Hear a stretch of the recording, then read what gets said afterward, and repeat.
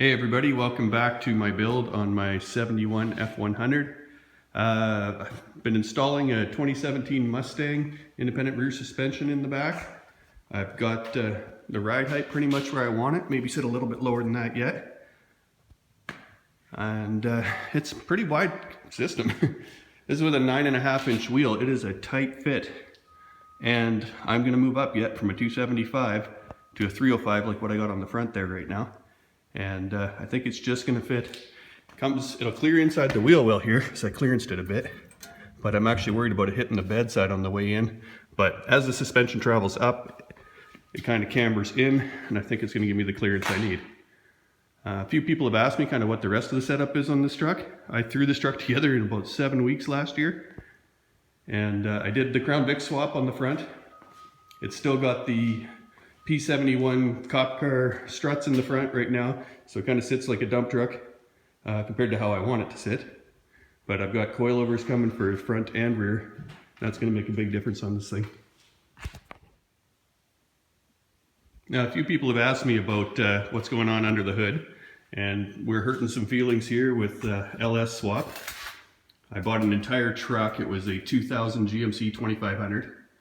And I yanked the motor and transmission out of that and popped it right in here. Fits absolutely awesome. It was no problem at all. And then even used the cold air intake off of the donor vehicle that I got the supercharger from. I kind of stumbled upon a 2002 Suburban with a 5.3. It was an okay running truck. I just tore the blower off of it and popped it on here and went down a size on the pulley to get enough boost. The motor's got a fairly aggressive camshaft in it. It's known as the Sloppy Stage 2. It's just a Jegs camshaft, kind of off the shelf deal, and a set of pack valve springs, and it runs pretty hard. I had a lot of problems with traction last year, and I'm hoping that this new setup is going to make the difference. So for today, I'm going to leave that alone, and I'm going to be pulling the box back off. I'm going to get it set up on some stands here. And then I'm going to finish up, or at least work on welding up these seams. Gonna have to keep grinding and welding till we get everything filled in. It turns out pretty nice as it comes. And I still haven't decided what I'm going to do with it, if I'm going to paint it. Not the whole truck, of course, because I would never paint this truck because it would just ruin all the cool that took 47 years to get there. But I may fill and sand and try to blend in with a rattle can if I can find a close enough match. Or I might just let it take care of itself and just get cooler yet with a little bit more surface rust and whatnot. I mean, I really don't care. I just don't want the truck to rot out completely. But I don't care about making it shiny or worrying about it. Right now you can set stuff on the hood. It's got, little dents all over it. It's not a big deal at all. But I like it that way. And the biggest question I get with this truck is, when am I going to paint it? And the answer is never. But for today, I'm going to pull the bed off, show you how I do that using this engine crane and some ratchet straps. Seems to work pretty good. And then I'm going to get to welding up and cleaning up on the seams here.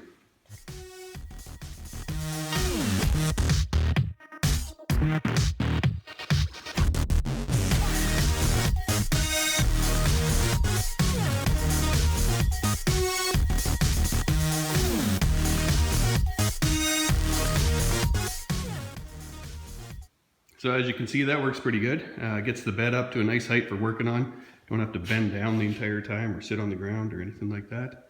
So now I'm just going to come back, grind some of these welds down, and then keep tacking away on it and keep grinding away. It's kind of monotonous, but the cool factor is definitely worth it.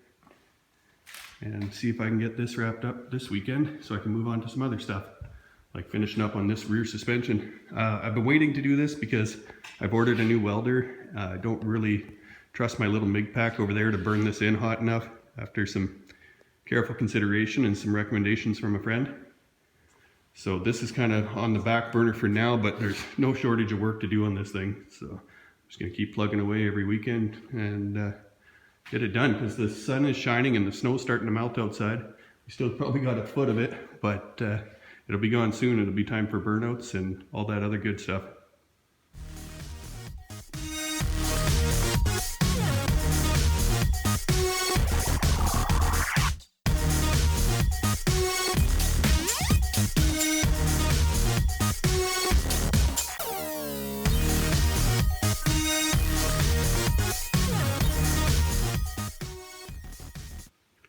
And there we go, after about 4 hours of grinding and welding and grinding and welding and banging and hammering and prying, trying to get this front piece straight. It had a real wave in it and I just couldn't let it be.